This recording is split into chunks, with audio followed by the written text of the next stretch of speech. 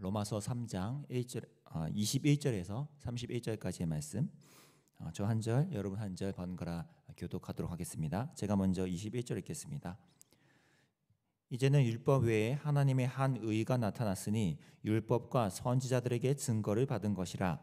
곧 예수 그리스도를 믿음으로 말미암아 모든 믿는 자에게 미치는 하나님의 의인이 차별이 없느니라. 모든 사람이 죄를 범하였음에 하나님의 영광에 이르지 못하더니 그리스도 예수 안에 있는 속량으로 말미암아 하나님의 은혜로 값없이 의롭다 하심을 얻은 자 되었느니라. 이 예수를 하나님이 그의 피로써 믿음으로 말미암는 화목제물로 세우셨으니 이는 하나님께서 길이 참으시는 중에 전에 지은 죄를 간과하심으로 자기의 의로우심을 나타내려 하심이니 곧 이때 자기의 의로우심을 나타내사 자기도 의로우시며 또한 예수 믿는 자를 의롭다 하려 하심이라. 그런즉 자랑할 때가 어디냐? 있을 수가 없느니라. 무슨 법으로냐? 행위로냐? 아니라 오직 믿음의 법으로니라. 그러므로 사람이 의롭다 하심을 얻는 것은 율법의 행위에 있지 않고 믿음으로 되는 줄 우리가 인정하노라. 하나님은 다만 유대인의 하나님이시냐? 또한 이방인의 하나님은 아니시냐? 진실로 이방인의 하나님도 되시느니라. 할례자도 믿음으로 말미암아 또한 무할례자도 믿음으로 말미암아 의롭다 하신 하나님은 한 분이시니라. 함께 읽겠습니다. 그런즉 우리가 믿음으로 말미암아 율법을 파기하느냐? 그럴 수 없느니라. 도리어 율법을 굳게 세우느니라. 아멘. 오늘 우리가 읽은 이 본문은 사실 한 절 한 절 또는 한 단어 따로 떼어서 하루 동안 깊이 묵상을 해도 충분할 만큼 아주 고귀한 내용들이 많이 담겨 있는 그 유명한 본문의 내용입니다. 오늘은 이 바울이 어떠한 논지로 또 어떠한 포인트를 계속 강조하고 싶은지를 함께 좀 묵상하면서 함께 기도했으면 좋겠는데요. 어제 본문에서 우리는 이제 하나님이 모든 사람에게 공평하고도 또 한 가지의 기준을 갖고 처벌하시고 또 진노를 내리셔야 하는 입장임을 우리가 보았고, 우리는 그 대상임을 함께 계속해서 묵상하였습니다. 그리고 이제 바울은 오늘 하나님이 직접 손수 마련하신 새로운 대책이죠. 그러한 처지에 있는 우리를 향해서 하나님이 꺼내놓으신 그 하나님의 의로움의 내용을 오늘 설명하고 있는데, 그것이 바로 예수 그리스도를 통한 의로움입니다. 가장 먼저 눈에 띄는 건 이제 21절의 시작 부분인데요.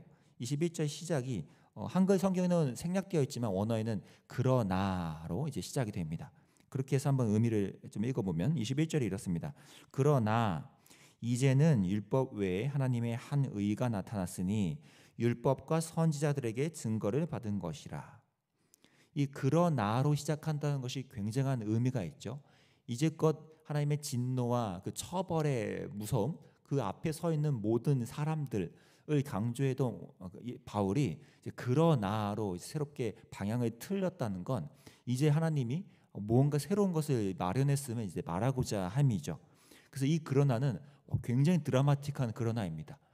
그럴 수 있는 이유는 그 뒤에 나오는 율법 외에 하나님의 한 의라는 표현 때문이죠.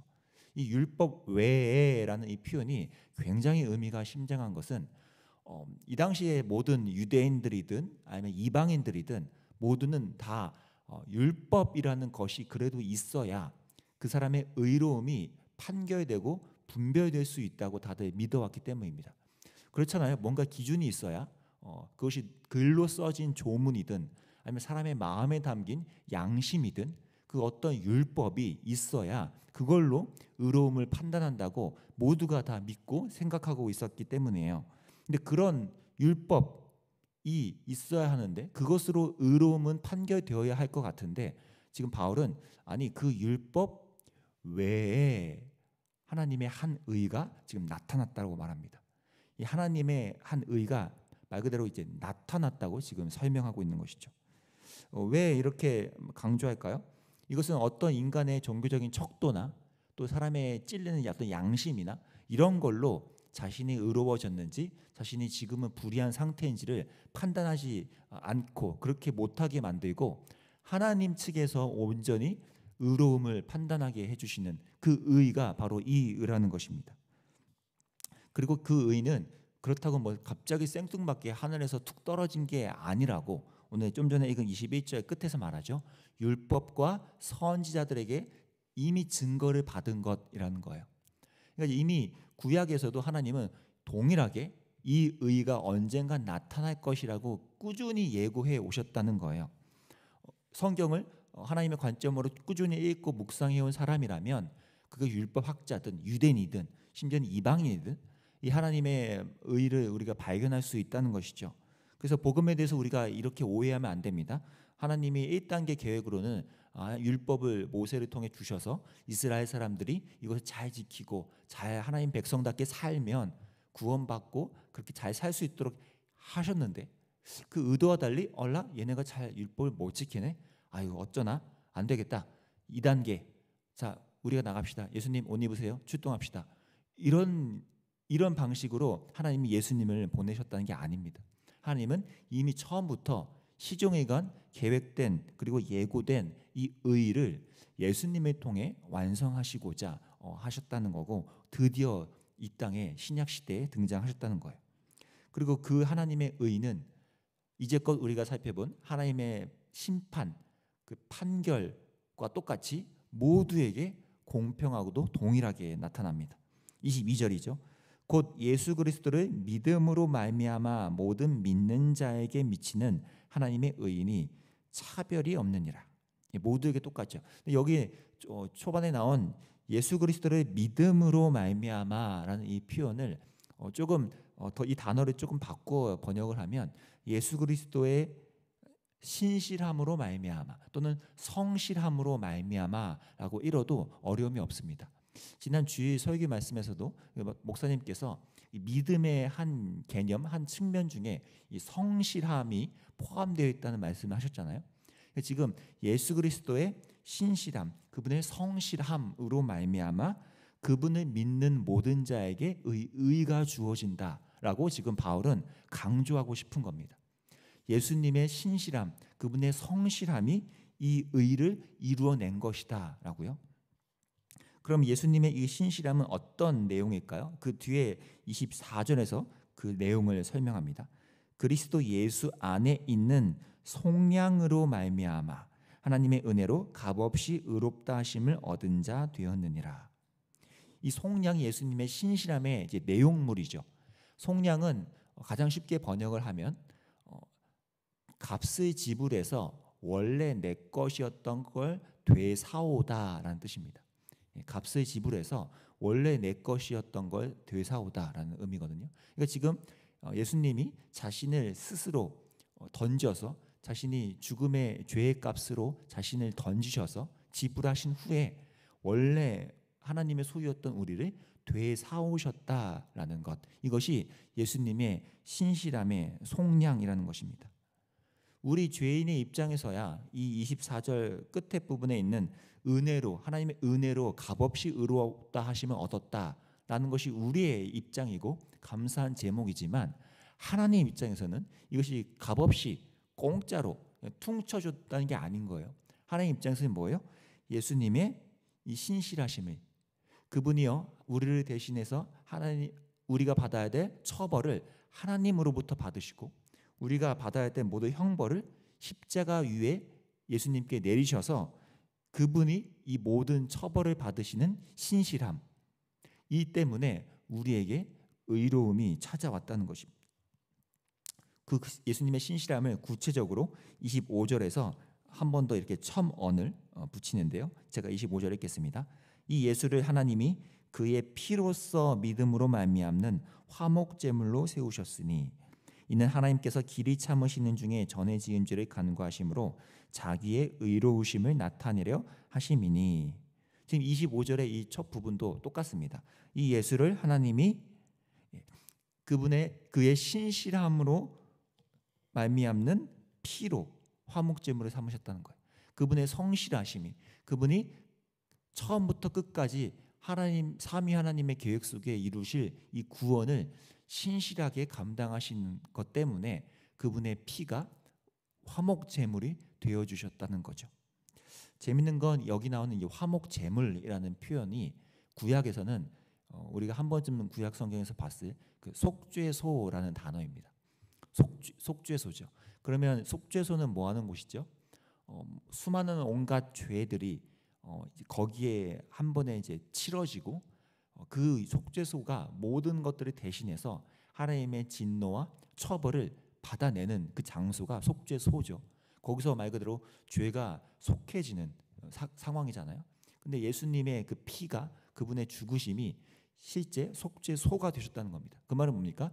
구약의 속죄소처럼 예수님의 그 몸 자체가 그분의 삶 자체가 하나님의 처벌, 징계, 아니 저주와 심판을 받아내는 속죄소로서 이 땅에서 살아내셨고 그 최종 종점이 십자가였다는 것입니다. 그 십자가 위에서 그분의 속죄소됨이 드러났고 그렇게 하나님의 모든 진노가 해소됨으로써 우리에게 그 의가 다가왔다는 것입니다. 오늘 이 내용들의 이제 모든 핵심이고 또 결말은 하나님이 이 모든 과정을 주도하시고 마련하셨다는 거예요. 우리가 죄값을 속량할 수 있는 자격이나 여건이나 기회도 없었고요. 하나님이 내리실 이 진노를 해소하거나 처리할 수 있는 능력과 여력도 우리에게는 없었기 때문에 하나님 측에서 손을 써서 하나님이 직접 이 모든 과정을 예수님의 신실함에 온전히 맡기셨다는 것입니다. 그리고 예수님은 그것을 이루어내신 거죠. 그 마지막 효과를 27, 28절에서 이렇게 말합니다. 그런즉 자랑할 때가 어디냐? 있을 수가 없느니라. 무슨 법으로냐? 행위로냐? 아니라 오직 믿음의 법으로니라. 그러므로 사람이 의롭다 하심을 얻는 것은 율법의 행위에 있지 않고 믿음으로 되는 줄 우리가 인정하노라. 이제껏 뭐든 율법이라는 뭐 때문에 그게 조문으로 쓰여진 것이든 사람의 양심이든 이 율법으로 의로움이 결정된다고 믿었던 이들에게 하나님은 아니 전혀 다른 새로운 법, 믿음의 법을 내가 새로 소개하고 그것을 너에게 알려준다. 그것은 예수 그리스도가 신실하게 이뤄내신 새로운 법이다라고 우리들에게 던져주시는 것입니다. 그럼 그 적용은 어떻게 될까요? 이 예수님의 성실하심, 신실하심을 온전히 믿고 의지하는 그래서 그리스도를 따르는 성도들은 어떤 삶으로서 이제 나아갈 수가 있는 걸까요? 그것이 오늘 31절에 한마디로 예고되죠. 그런즉 우리가 믿음으로 말미암아 율법을 파기하느냐? 그럴 수 없느니라. 도리어 율법을 굳게 세우느니라. 예수님의 성실하심, 이 신실하심을 온전히 믿고 의지하는 성도들은 오히려 예수님이 우리에게 주시고 또 말씀하시는 그 법들, 그 말씀들을 기꺼이 순종하고자 하는 내면의 추동력이 우리 안에 일어난다는 것입니다.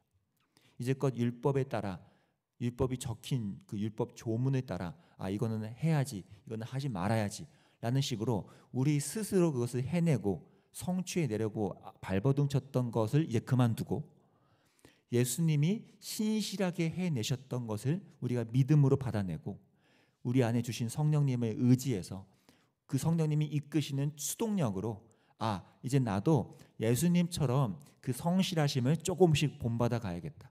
이제 내 안에 계신 성령님을 따라 나도 한 조각이나마 예수님의 성실하심을 본받을 수 있는 힘이 나에게 주어졌구나 라는 것을 믿음으로 발견하고 순종할 때 우리 안에 이 율법이 견고해진다는 것입니다. 예수님처럼 저와 여러분이라는 성도된 이들은 예수님 믿어 구원받아 하나님의 자녀로 살아가는 것뿐만 아니라 거기서 다가오는 선물은 이제껏 우리가 해낼 수 없던 순종의 그 길로 우리가 기꺼이 나아갈 수 있다는 것입니다. 로마서 1장 6절에서도 그렇게 예고했죠. 믿음의 순종이라는 용어를 바울이 선택했던 것처럼 믿음과 순종은 항상 함께 움직여야 하는 세트입니다.